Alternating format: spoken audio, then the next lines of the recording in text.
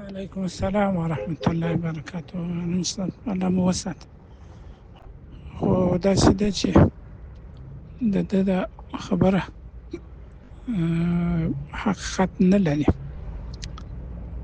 نو درې دلیله زه ویلی سم. یو دا چې په کومه ورځ چې دوی زه د اسلام آباد راوستم، یوه شپه په دغه کې وساتلم، په پېښور کې. دویمه شپه یې د پاکستان په ایرپورټ کې امریکایانو ته تسلیم کړل.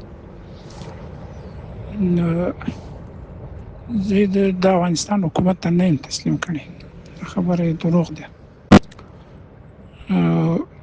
افغانستان کې هغه وخت کې د حامد کرزي حکومت و، خلک ژوندي دي. نو تاسې کولی د هغوی څخه پوښتنه وکړئ چې دوی د افغانستان ته تسلیم شوي وو که یا نو. دا خبره یې صحیح نه ده. او بل خو تاسو ته معلومات وو، زما کور تر هغه وخته چې زه بېرته د امریکایانو ګوانتانامو سره راتلم په اسلام آباد کې وو. نو که زه دوی تسلیمولی نو زما کور هم هلته نه پاتې کېدی.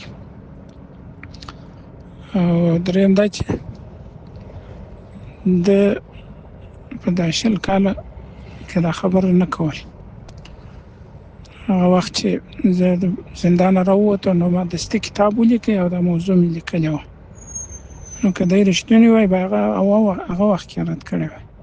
دا چې 20 کاله وروسته د افغانستان او پاکستان ترمنځ ستونزه پیدا کېږي، اوس دی راولاړې شي دا موضوع د ښه کېږي. نو دا نور شیان یې تر شا دي، حقیقت داسې نه دی.